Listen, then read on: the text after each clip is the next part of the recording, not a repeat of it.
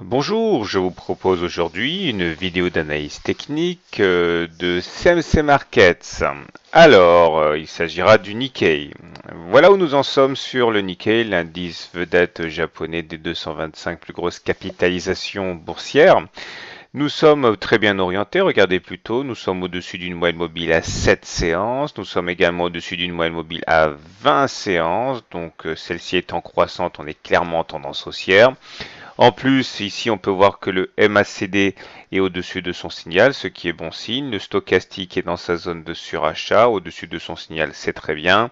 Et le momentum est positif. Franchement, difficile de faire mieux pour le Nikkei. Pour bien comprendre ce qui risque de se passer, il faut faire un petit détour dans le passé pour voir que, regardez un petit peu cette hausse phénoménale que l'on a eue depuis novembre, hein. On a pris, excusez du peu, 45% en l'espace de quelques mois. Et donc, il était naturel, après une croissance aussi forte, de consolider. C'est ce qui a été fait à l'intérieur de ce triangle mauve. Et ce qui est très intéressant avec le Nikkei, c'est que justement, voilà, paf, on vient d'en sortir de fort belle manière il y a 4 ou 5 séances. Et c'est généralement très bon signe. On va voir pourquoi. Parce qu'effectivement, lorsque l'on sort d'un triangle comme celui-ci, il y a des objectifs assez faciles à identifier avec des stops également faciles à identifier. Le premier objectif est bien sûr sur la tradition d'aller chercher le précédent plus haut, actuellement vers 15 000. On est actuellement à 14 000 et quelques. Le deuxième objectif étant bien sûr d'aller chercher le précédent plus grand, plus haut, en l'occurrence ici 16 000, donc 15 000 pour le haut intermédiaire et 16 000 pour le plus haut tout court.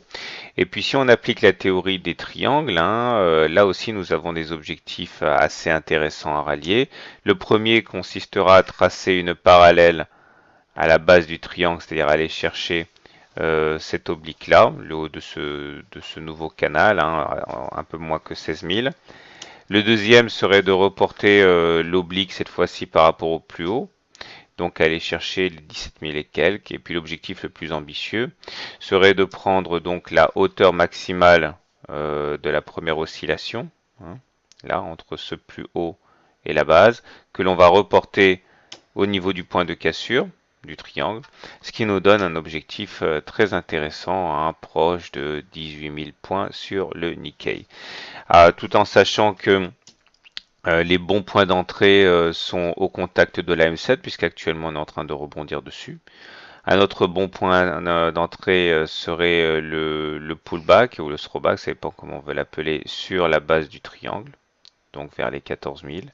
Enfin, un retour sur la moyenne mobile à 20 séances peut être aussi un bon point d'entrée. Donc si vous ne savez pas quoi faire et que vous êtes acheteur, eh bien vous pouvez effectivement racheter du Nikkei par touchette sur ces niveaux ou alors éventuellement rentrer d'un coup.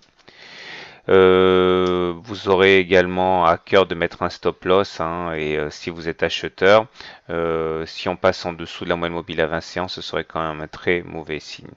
Si vous voulez plutôt vendre du Nikkei parce que vous êtes assez pessimiste sur l'indice japonais, vous avez ces points, là 15 000, là 16 000 qui sont des bons points de short aussi puisque ce sont des objectifs, il risque d'y avoir des dégagements sur la valeur à ce moment-là et vous pouvez également attendre un retour sous la moyenne mobile à 7 séances pour viser un retour sur la moyenne mobile à 20 séances. Voilà, tout dépend de ce que vous pensez fondamentalement du Nikkei.